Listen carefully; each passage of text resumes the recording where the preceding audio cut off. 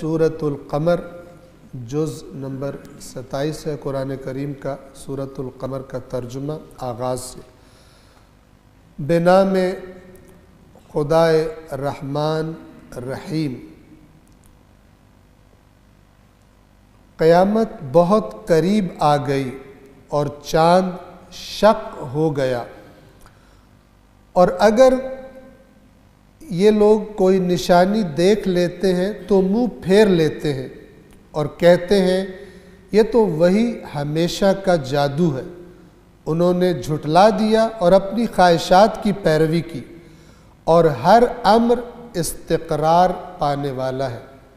استقرار پانے والا ہے یعنی ہر کام کا ایک انجام کا وقت مقرر ہے، اور جب وہ وقت آئے گا تو اللہ تبارک و تعالی اس کام کا انجام اس کام کے کرنے والے کو دکھا دے گا، اور اس انجام کی سزا یا جزا وہ پا لے گا۔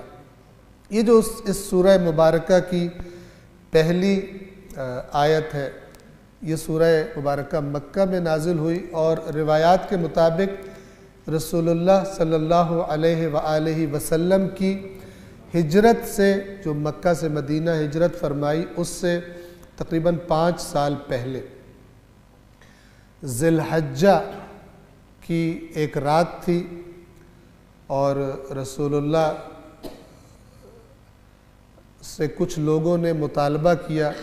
روایات کا اختلاف ہے، میں کلی طور پر خلاصہ بیان کر رہا ہوں آپ کی خدمت میں۔ چاند کی 14ویں رات تھی، اور چاند پورا اپنی مکمل شکل میں آسمان پر چمک رہا تھا، تو کچھ لوگوں نے رسول اللہ سے یہ کہا کہ ہر نبی کے معجزے ہوا کرتے ہیں، آپ کوئی معجزہ اس رات میں دکھا سکتے ہیں؟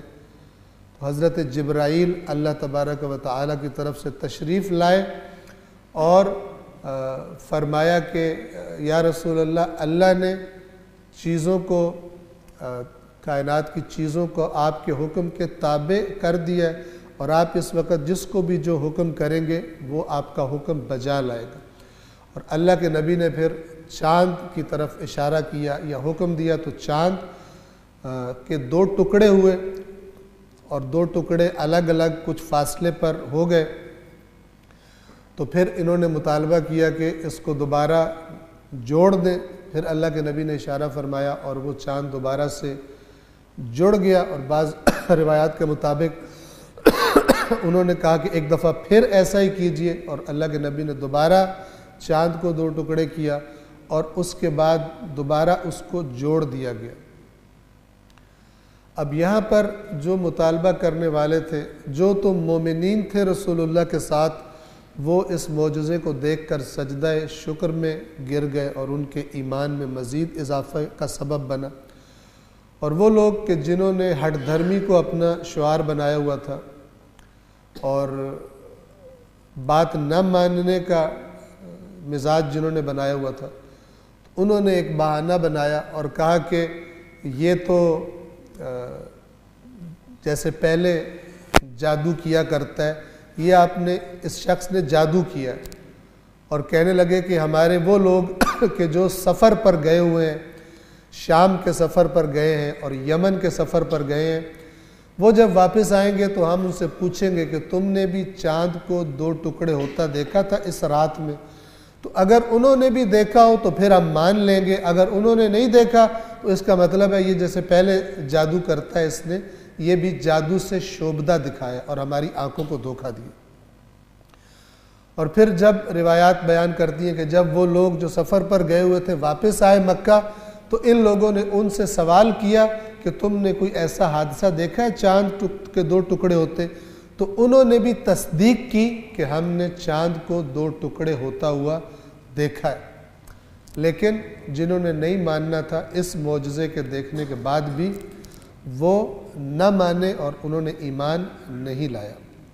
تو یہ قرآن مجید یہاں پہ اس حادثے کو اللہ تبارک و تعالی نے مربوط کیا ہے قیامت کے قرب سے۔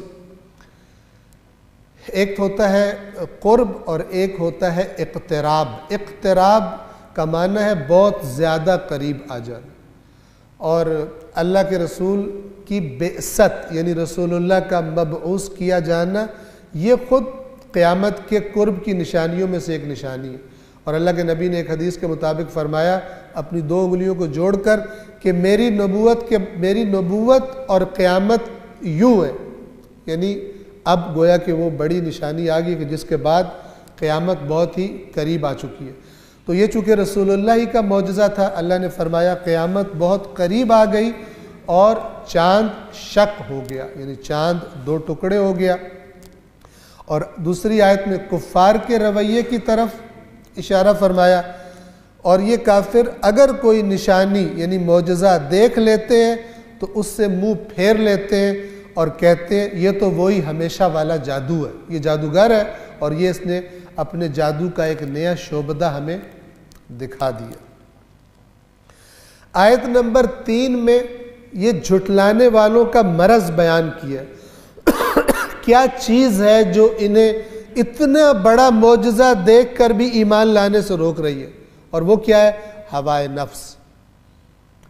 ہر زمانے میں انسان کو انبیاء کا پیغام جو اللہ کا پیغام ہوتا ہے اس پیغام پر ایمان لانے سے کون سی چیز روکتی ہے؟ خواہشات نفسانی، دنیا سے محبت، دنیا کے بارے میں جو منصوبے بنائے ہوئے ہیں، دنیا کے جو کام روٹین بنا لیے اور ان کو نہیں چھوڑ سکتا، یہ جب سودا انسان نہیں کر پاتا تو پھر اپنے اندر ہی اندر بہانے ڈھونڈتا ہے اللہ کی بات کو جھٹلانے کے، قیامت کو جھٹلانے کے، اللہ کے نبی کے پیغام کو جھٹلانے کے۔ یا جھٹلا دیتا ہے اور یا دوسرا طریقہ اپنا لیتا ہے کہ بس میں چونکہ یہ کچھ کام کر رہا ہوں اب میں بچ جاؤں گا، یہ کچھ کام جو میں نافرمانی بھی کر رہا ہوں ان سے کوئی فرق نہیں پڑتا، کچھ اچھے کاموں کی وجہ سے یہ باقی کام میرے اللہ تعالیٰ چھوڑ دے گا۔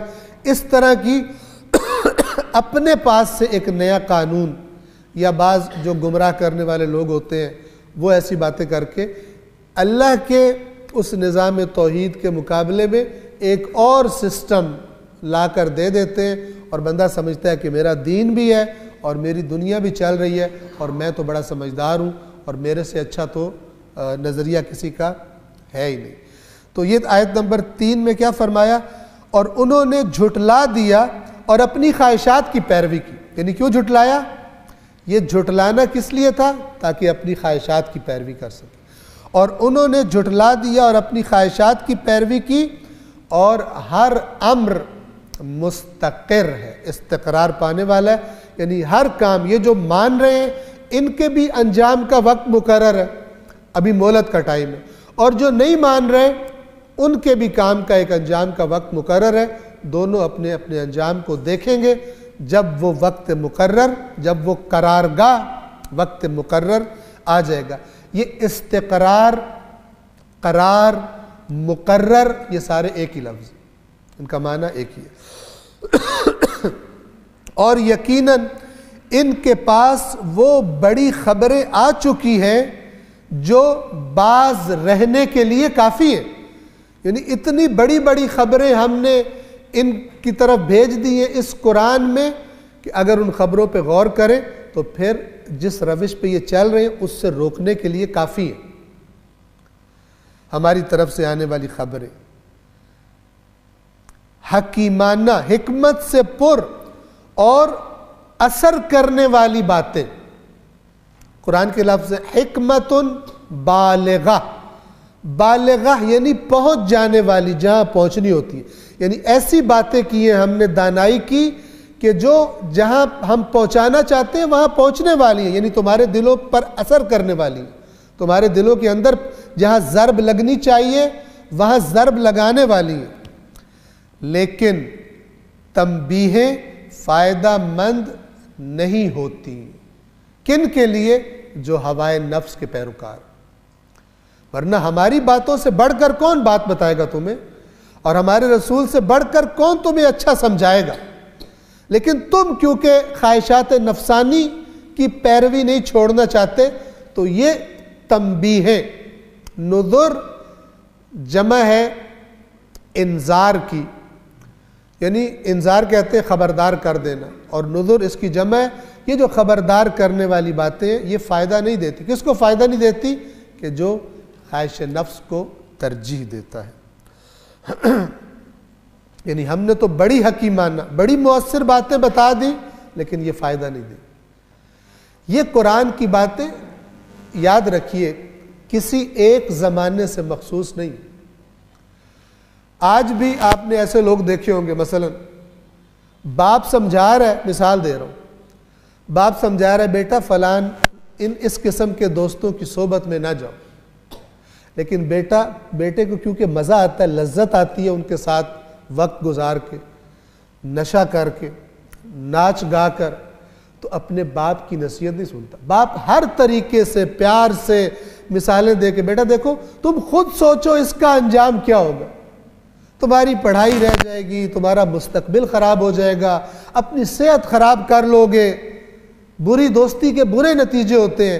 اس کی عقل یہی کہے گی ہاں یہ بات ٹھیک کہہ رہے، لیکن فما تغنی النذر، یہ حکیمانہ باتیں بھی فائدہ نہیں دیتی۔ کیوں؟ کیونکہ اس پر ہوائے نفس غالب آئی ہوئی، اس پر لذت پرستی ان بری محفلوں کی غالب آئی ہوئی۔ یہ قانون عام ہے، چاہے نصیحت کرنے والا باپ ہو اپنے بیٹے کو، اور چاہے نصیحت کرنے والا اللہ کا نبی ہو، نفس پرست جس کو گناہ کی لذت سب کچھ ہے، جس کے لیے وہ نہ باپ کی سنتا ہے نہ اللہ کے نبی کی سنتا ہے اور اپنے نتیجے تک پہنچتا ہے۔ اور ہم سب بھی اس قانون سے کوئی بھی خارج نہیں ہے جب تک کہ نفس پرستی کو ترک نہ کیا جائے، خواہشات کو ترک کر کے اللہ کی باتوں پر غور نہ کیا جائے۔ بس آپ بھی ان سے رخ پھیر لیں۔ اب رسول اللہ کو فرمایا جا رہا ہے کہ جن کے بارے میں یہ واضح ہو گیا کہ یہ سب کچھ دیکھ کر بھی انہوں نے ہٹ دھرمی کرنی ہے اور ان کو اپنی خواہشات پیاری ہیں، اپنا نظام سابقہ پیارا ہے، کفر پیارا ہے ان کو، آپ بھی ان سے رخ پھیر لیں۔ جس دن بلانے والا ایک ناپسندیدہ چیز کی طرف بلائے گا، اور وہ بلانے والے سے مراد وہ اعلان ہے جو قیامت کے دن کیا جائے گا کہ آ جاؤ سارے خدا کی بارگاہ میں پیش ہو جاؤ، تو وہ مجرموں کے لیے ناپسندیدہ ہوگی وہ پیشی۔ جیسے ایک مجرم جس کا جرم کے سارے ثبوت مل چکے ہو، اس کو پتہ ہوتا ہے کہ اس پیشی پر مجھے پھانسی کی سزا ہونی ہے، وہ پیشی اس کے لیے بڑی سخت پیشی ہوتی ہے۔ تو وہ اللہ کے مجرم جو دنیا میں نفس پرستیاں کرتے رہے، نہ قرآن کی آیات ان کو روک سکی گناہوں سے، رسول اللہ کی نصیحتیں، اہل بیت اطہار کی نصیحتیں، کچھ بھی ان کو گناہوں سے نہ روک سکا، ان کو جب آواز آئے گی قیامت کے دن تو وہ بڑی ناپسندیدہ آواز آئے گی۔ آپ ان سے رخ پھیر لیں، جس دن یعنی اس دن تک ان کو چھوڑ دیں، جس دن بلانے والا ایک ناپسندیدہ چیز کی طرف بلائے گا، ان کی آنکھیں نیچی ہوں گی، یعنی جب نکلیں گے تو شرمندگی اور ندامت اور پچھتاوے کی وجہ سے آنکھیں جھکی ہوں گی، آنکھ بھی نہیں اٹھا رہے ہوں گے، آنکھیں نیچی کر کے قبروں سے نکل پڑیں گے۔ اور یہاں قبر سے مراد ضروری نہیں ہے وہ گڑھا جس میں دفنایا جاتا ہے، قبر سے یہاں مراد ہر وہ جگہ جہاں پر انسان کی موت واقع ہوئی ہے اور جہاں پر سے اللہ کے حکم سے وہ دوبارہ نکلے گا، جہاں پہ اس کی موت واقع ہوئی تھی وہاں سے وہ دوبارہ مثلا نکل آئے گا۔ آنکھیں نیچی کر کے قبروں سے نکل پڑیں گے، گویا اب وہ جب نکل کے چلیں گے اس حاضری والے میدان کی طرف تو کس طرح وہ سین، وہ منظر کیسا ہوگا، گویا کہ وہ بکھری ہوئی ٹڈیاں ہیں۔ ٹڈی آپ نے دیکھی ہے، پنجابی میں ترڈی بولتے ہیں اس کو، ٹھیک ہے، چھوٹا سا کیڑا ہوتا ہے، بالکل جمپ لگاتا ہے گراس ہاپر کی طرح، تو وہ جب بہت سارے کہیں حملہ کر دے فصلوں پر تو فصلوں کی فصلیں کھا جاتے ہیں، آپ نے دیکھا ہوگا۔ ٹڈی، یا مجھے اس کا تلفظ اگر آپ کو صحیح معلوم ہو تو بتائیے گا، مکس اپ کر رہا ہوں میں، یا لشکر کو کہا جاتا ہے دل، ٹڈی دل یا ٹڈی دل زبر کے ساتھ۔ یہ جب کسی فصل پہ آتا ہے تو ایک عجیب سا ہنگامہ ہوتا ہے اس کا، اور اتنے زیادہ ہوتے ہیں بعض اوقات آسمان کو سیاہ کر دیتے ہیں، اتنے چھا جاتے ہیں، اور پھر جہاں سے گزرتے ہیں وہاں سے سارے پودوں کو، پتوں کو، پھلوں کو، فصلوں کو برباد کر کے رکھ دیتے ہیں۔ ایک خاص قسم کا منظر ہوتا ہے، شاید کسی مووی میں ڈاکومنٹری میں آپ نے دیکھا ہو. تو اللہ فرما رہا ہے کہ یہ جب میدان حشر کی طرف نکلیں گے اپنی اپنی قبروں سے نکل کر، تو ان کی حالت ایسی ہوگی جیسے ٹڈیاں بکھری ہوئی. کسی کا منہ کوئی کدھر افراتفری میں جا رہا ہے، کدھر افراتفری میں جا رہا ہے، لیکن ہانک کر اسی میدان میں لے کر جایا جائے گا جہاں پر انہوں نے حاضر ہونا. پکارنے والے کی طرف دوڑتے ہوئے جا رہے ہوں گے. اس وقت کافر کہیں گے یہ تو بڑا مشکل دن ہے، یعنی اس دن میں ہم بڑی مشکل میں گرفتار ہو گئے. اب یہ نصیحت کرنے کے بعد، قیامت کا منظر دکھانے کے بعد، یعنی کفار سے کہا جا رہا ہے تم نہیں ان معجزات کو مان رہے، تم نہیں ہماری یہ جو ہم خبردار کر رہے ہیں اس کو نہیں مان رہے، تو پھر اے رسول آپ ان سے منہ پھیر لیجئے، قیامت آئے گی جس دن یہ حالت ہوگی. اور اس کے بعد پھر چند قوموں کا تذکرہ کیا جو قرآن کی روش ہے. حضرت نوح کی قوم کا تذکرہ کیا، اس کے بعد قوم عاد، قوم سمود، قوم لوط، قوم فرعون، اور پھر اس کے بعد ان سے کہا گیا کہ یہ جن قوموں کا ہم نے ذکر کیا تم ان سے بہتر ہو، وہ تم سے زیادہ طاقتور تھے، وہ تم سے زیادہ زمین میں آباد تھے. تم جو مکہ والے اپنے اوپر تم اترا رہے ہو، تم سے بڑوں کو بھی، تم سے طاقتوروں کو بھی اللہ نے کس طرح تباہ و برباد کیا. تو یہ ان قوموں کا تذکرہ اب شروع ہوتا ہے، اور سب سے پہلے حضرت نوح کا تذکرہ ہے. ان سے پہلے نوح کی قوم نے بھی جھٹلایا تھا، تو انہوں نے ہمارے بندے کو جھٹلایا اور کہنے لگے یہ پاگل ہے، یہ مجنون ہے، اور اس کو شدت سے جھڑکیاں دی گئی. یعنی حضرت نوح کو جھڑک دیتے تھے، بھاگ جاؤ یہاں سے.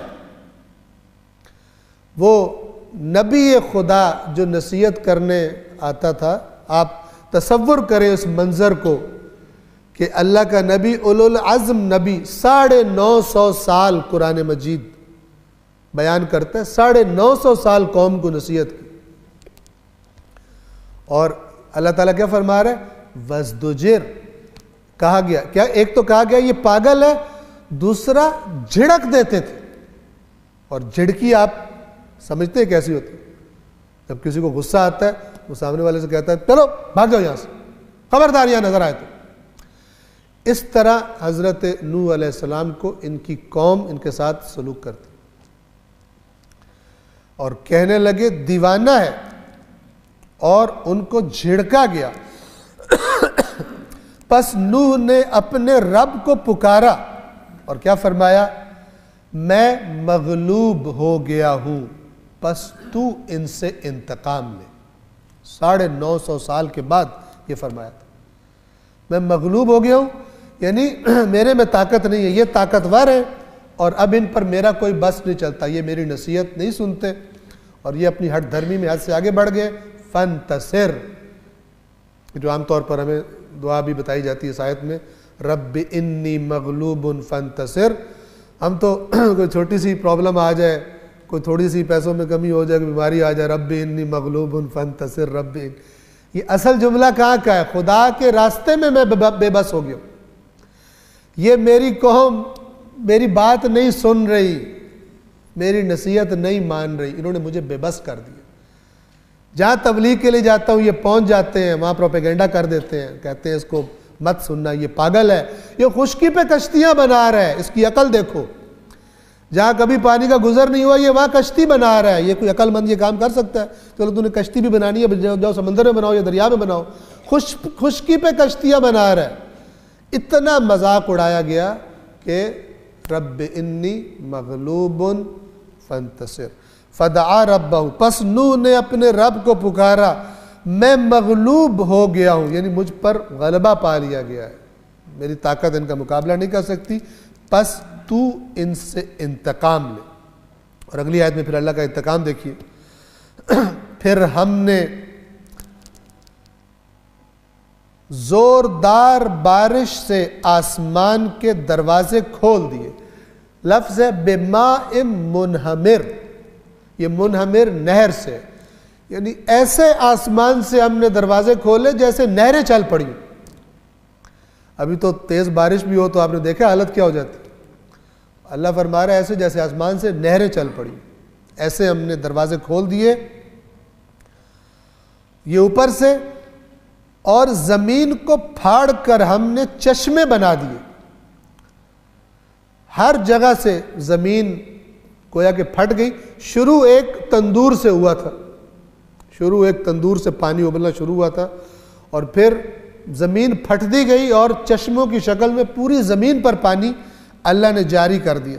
اور زمین کو پھاڑ کر ہم نے چشمے جاری کر دیے تو دونوں پانی اس امر پر مل گئے جو مقدر کر دیا گیا تھا، یعنی جو اللہ نے طے کر دیا تھا اس امر کے مطابق آسمان سے آنے والا پانی اور زمین سے ابلنے والا پانی یہ دونوں آپس میں مل گئے اور سب کچھ غرق ہو گیا. حضرت نوح کا بیٹا بھی نہ بچا جو نافرمان تھا. یہ عبرتیں ہیں قرآن کی کہ ہم تو کہتے ہیں نا ہم نے تو کیونکہ ہم تو ان کے نام لیوا ہیں لہذا اب ہمارا تو کوئی مسئلہ ہی نہیں ہے، اور قرآن کہتا ہے وہ نوح کا بیٹا تھا اس کا مسئلہ بن گیا. اور حضرت نوح نے فرمایا، آپ پڑھ چکے ہیں، گزر چکا ہے گزشتہ قرآن کی آیات میں، حضرت نوح نے اللہ سے بڑے ادب سے نام لیا. اللہ نے کہا نہیں نوح اس کے بعد اس کے بارے میں بات نہیں کرنا، یہ تیرا اہل ہی نہیں ہے، یہ عمل غیر صالح ہے. اور اس کا مطلب یہ ہے کہ میں نے عرض کیا تھا پہلے بھی کہ حضرت نوح پر اس کا کافر ہونا آشکار نہیں تھا،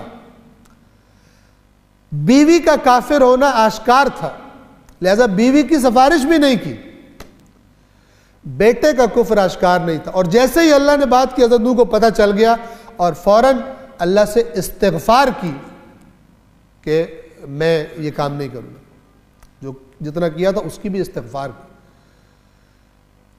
لہذا نبی کے ساتھ سگی خونی نسبت اور رشتہ بھی تب فائدہ دیتا ہے کہ جب نبی کے راستے کی نافرمانی نہ کی ہو، اس کی شریعت کی نافرمانی نہ کی. یہ قرآن کا صاف صاف سادہ سادہ اور خالص بغیر ملاوٹ کے دیا ہوا تصور ہے. اور یہ جب طوفان آ گئے اور تختوں اور کیلوں والی کشتی پر ہم نے نوح کو سوار کر دیا. نوح اور جو نوح کے ساتھ ایمان لائے تھے اور وہ حیوانات جن کا اللہ نے حکم دیا تھا جوڑا جوڑا. اور تختوں اور کیلوں، وہ تختوں کو کیلوں سے جوڑا گیا تھا اس کشتی میں، ان کی طرف اشارہ ہے. تختوں اور کیلوں والی کشتی پر ہم نے نوح کو سوار کیا جو ہماری نگرانی میں چل رہی تھی. جو قرآن کا لفظ ہے وہ تجری بِأَعْيُنِنَا، ہماری آنکھوں کے سامنے. اللہ کی آنکھیں نہیں ہیں جس طرح ہماری آنکھیں، لیکن یہ لفظ اس لیے یاد رکھیے قرآن میں ید اللہ آیا ہے، ہرگز مطلب نہیں ہے اللہ کا اس طرح ہاتھ ہے جس طرح ہمارا ہوتا ہے. اللہ اجزاء پر مشتمل نہیں ہے کہ اللہ کے جز ہو. سورہ زخرف میں یہ آیت گزر چکی ہے جس میں اللہ نے کیا فرمایا وَجَعَلُوا لَهُ مِنْ عِبَادِهِ جُزْءًا، اور انہوں نے یعنی ان کافروں نے اللہ کے بندوں میں سے کسی کو اللہ کا جز بنا دیا. إِنَّ الْإِنسَانَ لَكَفُورٌ مُبِينٌ، دو طرح ترجمے ہو سکتے ہیں. انسان کھلا کافر ہے، بہت زیادہ کفر کرنے والا. کفور مبالغے کا صیغہ ہے، یا کفور کفران نعمت والا. انسان کھلا ناشکر ہے اللہ کا کہ جب اللہ کے بندوں میں سے کسی کو اللہ کا جز قرار دے دے. بس یہ جو مثلا مولا علی علیہ السلام کو کہا جاتا ہے ید اللہ، اس کا مطلب یہ نہیں ہے کہ اللہ ایک باڈی ہے، ایک جسم ہے اور اس کا ہاتھ ایک جز مولا علی ہے. جس کا یہ عقیدہ ہو وہ قرآن کی آیت کے مطابق جو کسی اللہ کے بندوں میں سے کسی کو اللہ کا جز بنا دے وہ کافر ہے. جا کے سورہ زخرف کی آیت، یہ سفر کی دعا والی آیت کے 2-3 آیتیں چھوڑ کر یہ آیت آتی ہے. معذرت چاہتا ہوں، غلطی ہو گئی. سفر والی جو دعا ہے اس کے فوری بعد یہ آیت آتی ہے سبحان الذی سخر لنا ھذا وما كنا له مقرنین وَإِنَّا إِلَىٰ رَبِّنَا لَمُنْقَلِبُونَ. اس کے فوراً بعد ہے وَجَعَلُوا لَهُ مِنْ عِبَادِهِ جُزْءًا، اور انہوں نے اللہ کے بندوں میں سے اس کا جز قرار دے دیا۔ اور یہاں بھی یہ بھی بتا دوں کہ یہ جز جو قرار دیا تھا، یہ کہتے تھے فرشتے اللہ کی بیٹیاں ہیں، گویا کہ کسی کو اللہ کی اولاد بنانا یہ بھی اللہ کا جز قرار دینا ہے، اور اللہ کے جز نہیں ہوتے۔ اور مولا علی کی بھی اولاد ہے، امام حسن مولا علی کی اولاد ہے، امام حسین مولا علی کی اولاد ہے، جناب زینب ام کلثوم اور باقی مولا علی کی اولاد ہیں۔ جس کی اولاد ہو وہ اللہ بھی نہیں ہوتا، اور نہ ہی وہ اللہ کا کوئی جز ہو سکتا ہے۔ قرآن نے انکار کر دیا صراحت کے ساتھ۔ اگر کوئی عقیدہ رکھے تو قرآن کی بات کی جہالت کی بنا پر اس نے دھوکہ کھایا ہے، اسے استغفار کرنی چاہیے کہ مجھے کسی گمراہ کرنے والے نے گمراہ کر دیا۔ اور اگر قرآن کی بات کو نہیں لیتا تو پھر قرآن کہتا ہے ان الانسان لکفور مبین۔ یہ مجازن کہا جاتا ہے، مولا ید اللہ ہے، یعنی خدا کے کاموں کو سب سے زیادہ کرنے والے، خدا نے جن کاموں کا حکم دیا ہے۔ اگر مولا کا لقب ہے اسد اللہ، یعنی جب خدا کے دشمن سامنے کھڑے ہو تو جیسے شیر حملہ کرتا ہے کسی سے نہیں ڈرتا، اس طرح مولا حملہ کر دیتے ہیں ان دشمنوں پر اور ان کو تہز نہز کر کے رکھ دیتے ہیں، کسی سے نہیں ڈرتے۔ جتنا مرضی کوئی پہلوان اور مشہور ہو، اور تاریخ اس بات کی گواہی دیتی ہے، اس لیے مولا اسد اللہ ہے۔ مجازن اسد کہا گیا، ورنہ اسد کا معنی شیر ہوتا ہے۔ توجہ فرما رہے ہیں؟ اسی طرح مثلا وجہ اللہ، یہ سب مجاز ہے، حقیقت میں اللہ کا کوئی جز نہیں ہے۔ اگر کوئی اللہ کو اجزاء پہ مشتمل سمجھتا ہے، جیسے کچھ جاہل لوگ آ کر ممبروں پر کہہ بھی دیتے ہیں، وہ دین اسلام سے خارج ہے، وہ مشرک ہے، صریح قرآن کا منکر ہے، صریح قرآن کا منکر ہے، کہ جس نے سادہ ترجمہ بھی قرآن کا پڑھا ہو اس کو بھی پتہ ہے کہ یہ چیز کفر کے مترادف ہے۔ صلوات پڑھیے محمد و آل محمد پر۔ تجری بِأَعْيُنِنَا، اعین عین کی جمع ہے، اور عین کہتے ہیں آنکھ کو، ہماری آنکھوں کے سامنے وہ چل رہی تھی، یعنی ہماری نگرانی میں۔ اللہ کے علم سے کوئی چیز مخفی نہیں ہے، چھپی ہوئی نہیں ہے، یعنی ہم دیکھ رہے تھے ہمارے سامنے وہ۔ لہٰذا اس کا ترجمہ شیعوں اور اہل سنت دونوں نے کیا کیا ہے؟ ہماری نگرانی میں، ہمارے سامنے چل رہی تھی۔ یہ بدلہ اس شخص کی وجہ سے تھا جس کی بے قدری کی گئی، یعنی یہ بدلہ ہم نے لیا اس روئے زمین پر رہنے والے کافروں سے۔ کس کی وجہ سے لیا؟ اس نبی کی، ہمارے بندے کی وجہ سے، جس کی انہوں نے قدر شناسی نہیں کی تھی، جس کو یہ جھڑکتے تھے، جس کو یہ پاگل کہتے تھے۔ پھر ہم نے اپنے بندے کا بدلہ لیا، اور یقیناً اس کشتی کو ہم نے نشانی بنا چھوڑا، تو کیا کوئی نصیحت قبول کرنے والا ہے؟ یعنی ہے کوئی نصیحت قبول کرنے والا؟ تو میرا عذاب اور میری تنبیہیں کیسی تھی؟ یہ اللہ سوال پوچھ رہا ہے۔ یعنی یہ ایک واقعہ نقل کرنے کے بعد اتنی عظمت والا طوفان جس نے کچھ بھی نہ چھوڑا روئے زمین پر، پوری زمین کو گویا پانی نے ڈھانپ لیا، اس کے بارے میں اللہ فرماتا ہے فَكَيْفَ كَانَ عَذَابِي وَنُذُرْ، تو کیسا تھا میرا عذاب اور کیسا تھا میرا خبردار کرنا۔ جنہوں نے نہیں سنا پھر ان کا انجام کیا ہوا۔